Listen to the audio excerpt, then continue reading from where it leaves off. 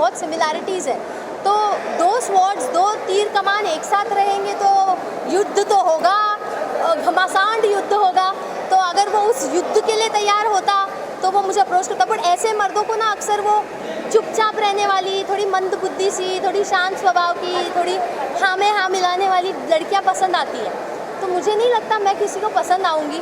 जो ऐसे मर्द होते हैं, मुझे नहीं लगता मैं अभिषेक को पसंद हूँ। तो हेलो, प्रणाम।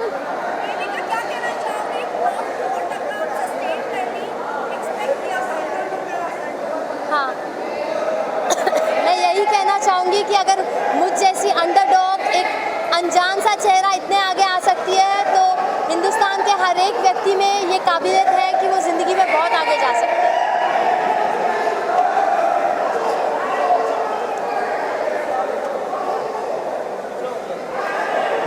यार मेरे बंदे को भेज दो Sanjeev, but he should not get affected by the crowd. या संजीव,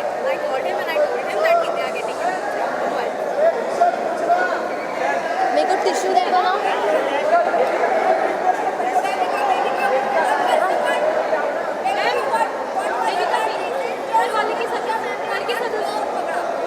क्या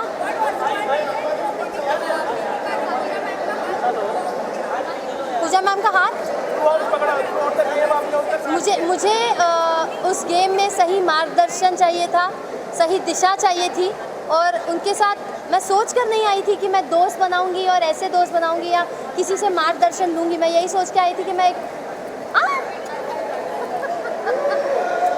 मैंने यही सोचा था कि मैं एक लोन वुल्फ हूँ और पूजा मैम की भी वही साइकोलॉजी थी। तो हम काफ़ी इजीली कनेक्ट कर पाए और धीरे धीरे मैंने रियलाइज़ किया कि अगर मैं उनके फुटस्टेप्स पर चलूँगी तो मेरे लिए बेहतर होगा, ना ही गेम में बल्कि पूरी ज़िंदगी में।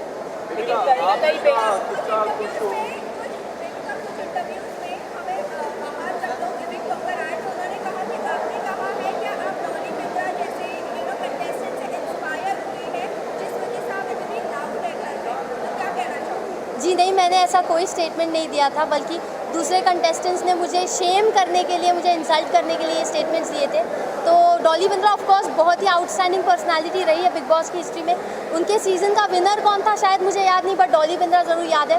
तो मैं ये नहीं कहूँगी कि मैंने ऐसी कोई स्टेटमेंट पास की थी या मेरे माइंड में था, बट हाँ, दूसरे कंटेस्टेंट्स ने मुझे शेम करने के इंटेंशन से छेड़ना शुरू कर दिया था और नाम लेना शुरू कर दिया था। But I have immense respect for the seniors of the show और जो भी एक्स कंटेस्टेंट्स रहे, तो मैंने ऐसी कोई स्टेटमेंट पास नहीं की। और क्या आपको लगता है वो एज अ विनर, अगर एल्विश नहीं आते, कभी भी वाइल्ड कार्ड नहीं होते, तो वो as a winner perfect candidate थे, आपको लगता है ये? वेल, अगर आप मुझसे पूछे ऑन अ पर्सनल नोट तो मैंने उसमें एक विनर और लीडर का पोटेंशियल या फिर वो पर्सनालिटी नहीं देखी थी। लेकिन अगर एल्विश एंटर नहीं करता, by public support and fan base वो ज़रूर जीतता। आप लोगों ने कहा कि मनीषा को कि she is not a film material, इस पर आप लोग क्या कहना चाहेंगे? इस तरह का स्टेटमेंट देना के ऊपर आप कैसे देखते हैं? मैं और पूजा मैम ये बात कर रहे थे and I will be very honest कि वो काफ़ी एक्साइटमेंट जता रही थी, शो ऑफ कर रही थी कि फिल्मों में ऑलरेडी उसके पास इतना काम है ये वो। बट पूजा मैम ने कहा कि she is not a heroine material and I totally agree with that, because जो ह्यूमिलिटी और डाउन टू अर्थ नेचर और प्रोफेशनलिज्म इंसान में होना चाहिए वो हमें उसमें नहीं दिखा। तो मुझे भी पर्सनली नहीं लगा। लेकिन आपने सीधी तरह से खुलकर आपने अभिषेक को बोला कि यू आर इनसिक्योर पर्सनालिटी पूजा, और कि एल्विश जीतने वाला है, उससे पता चल रहा था, और जिसके कारण वो कहीं ना कहीं अंदर से खुद को प्रॉब्लम में डाल रहा था, वो हमें दिखा और इसके लिए तो बीमार भी थोड़े पड़ गए। तो क्या कहना चाहेंगे इसको लेके? एल्विश को लेके अभिषेक काफ़ी इनसिक्योर पर्सनालिटी है, मनीषा भी थी। जी बिल्कुल। आप क्या कहना चाहेंगे? मैं यही कहना चाहूँगी कि शो की शुरुआत से अभी देखिए, मैं फेस रीडर हूँ। इंसान का चेहरा देखती हूँ और समझ जाती हूँ उसके मन में क्या चल रहा है या वो कैसी पर्सनालिटी है। तो अभिषेक में बहुत जुनून है जीतने का और अपना बेस्ट भी दे देता है। कभी कभार अपने मॉरल्स पूरे साइड में कर देता है, बट अपने आप को आगे थ्रो करता है और अपने आप को ऑलरेडी एक विनर परसीव करता है। मैं भी अपने आप को ऑलरेडी एक विनर परसीव करके उस घर में गई थी, तो वहाँ मैं उससे बहुत कनेक्ट करती हूँ और उसकी बहुत रिस्पेक्ट करती हूँ। बट जी हाँ, पूजा मैम और मुझ में एक इंट्यूजन है, हम सेंस कर लेते हैं हम इंसान को जल्दी परख लेते हैं बड़ी आसानी से। और एल्विश को बस मैंने स्क्रीन पे एक टास्क में देखा था, वो घर में आया नहीं था और मैंने कहा था ये इंसान मुझे घर में चाहिए। तो मैंने आपको क्या लगता है एल्विश के अरे यार इसी पे सवाल है कि आप घर वालों को कई बार कहते हुए सुना है कि आप गलत फेस रीडिंग करते हैं, आपको भी बोला आपकी पिछली भी ऐसी बात की है, इस पे आपका क्या कहना है? देखिए, अभी फेस रीडिंग का एक रूल होता है कि आपको सच बोलना है।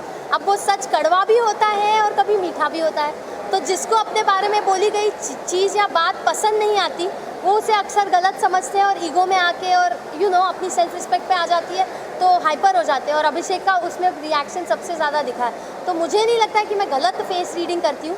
हाँ, एस्टिमेशन मेरे थोड़े इधर उधर हो सकते हैं, वो भी बहुत छोटे मात्रा में, बट गलत तो नहीं कह सकती क्योंकि इवेंचुअली वक्त के साथ ही आपको पता चलेगा। एल्विश में मैंने हमेशा पोटेंशियल देखा था और मैं हमेशा सोचती थी एल्विश जीतेगा कंपेयर टू अभिषेक, तो वो हुआ है।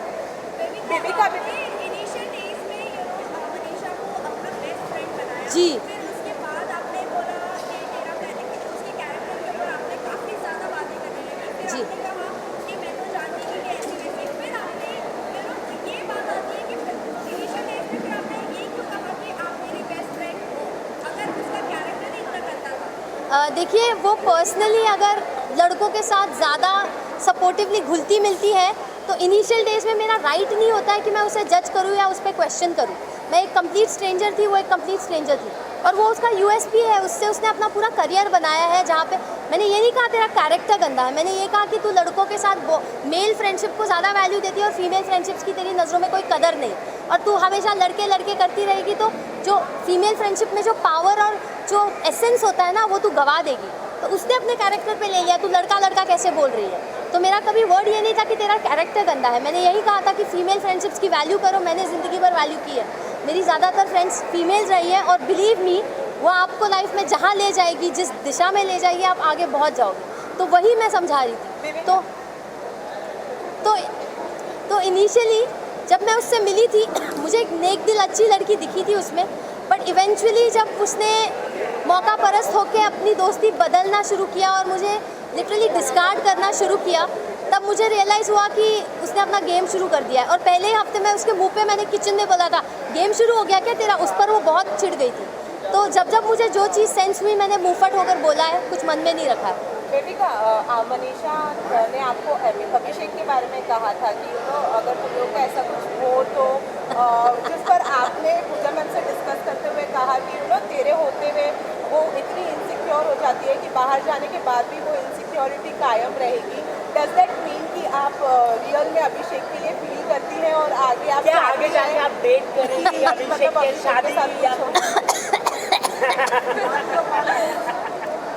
तो देखिए, अभिषेक के साथ मेरी बॉन्डिंग काफ़ी टॉक्सिक रही है, वो पूरी दुनिया ने देखा है।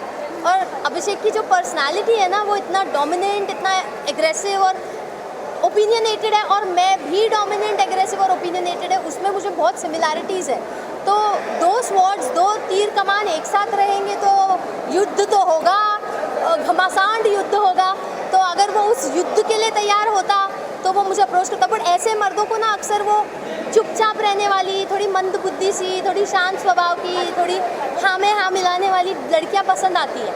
तो मुझे नहीं लगता मैं किसी को पसंद आऊँगी जो ऐसे मर्द होते हैं। मुझे नहीं लगता मैं अभिषेक को पसंद हूँ, तो उस एंगल में मैंने कभी सोचा नहीं है। मैम एल्विश ने आपको काफ़ी माफ़ी भी मांगी लेकिन आप मतलब ठंडी रही, लेकिन आपने माफ़ी नहीं दी, ऐसा क्यों आपने? मतलब आपको वैसे दिखती नहीं है यहाँ पर लेकिन आपने अंदर माफ़ी नहीं दी। और देखिए, और के आने के बाद बहुत शांत हुआ, क्या वजह है? देखिए, एल्विश ने पहली बार में ही मुझे देख के कहा था ये ढीठ है।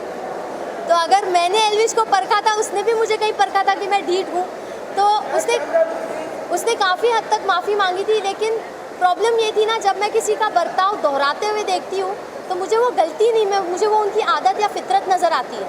और एल्विश का वही रूप अविनाश के सामने भी बार बार निकल के आ रहा था झगड़ों में। तो वहाँ पे मेरा एक सेंस ऑफ गार्ड ऊपर हो गया और ट्रस्ट इश्यूज बिल्ड हो रहे थे। बट सलमान सर ने जब हमें समझाया, मैं सलमान सर की सुनती थी, मेरे डैड की और पूजा मैम की, तो सर ने बहुत ही अहम बात बोली कि बेबिका को इतनी गलतियों के लिए सबने माफ़ किया बट उसकी अकड़ देखो, वो किसी को माफ़ नहीं करती। वो बात मुझे दिल पे हिट हो गई और मैंने रियलाइज़ किया हाँ, इस घर में मैंने क्या कुछ किया है, किसी का दिल तोड़ा है, किसी को मुँहफट होकर बहुत कुछ बोला है, मेरी ज़बान को कैची माना जाता था घर में। तो सच में लोगों ने मुझे माफ़ किया, बट मैं जब किसी को माफ़ करने पे उतर रही हूँ तो मुझ में क्यों इतना ढीठपन आ रहा है। तो सर ने बहुत ऑन पॉइंट बात बोली और वो सीधा मुझे दिल पर रियलाइज़ हुई। तो तब जाके मैंने सोचा कि नहीं यार, अब मुझे इतना मीन और इतना ढीठ नहीं बनना चाहिए। और आपने सलमान सर के साथ हर हफ्ते आप रहे, हाँ। तो सलमान सर के फेस रीडिंग करके उनकी शादी कब होगी ये बता दीजिए आप। आप बता दीजिए अभी। देखिए, सलमान सर को ना एक गृहिणी की ज़रूरत है, तो उन्हें जिस दिन वो गृहिणी, वो नेक दिल औरत मिल जाएगी जो उनके माँ के दिल में जगह बना पाएगी, उस दिन वो ज़रूर शादी करेंगे। लेकिन वो इस इच्छा को अंदर रखते हैं, जाहिर नहीं करते।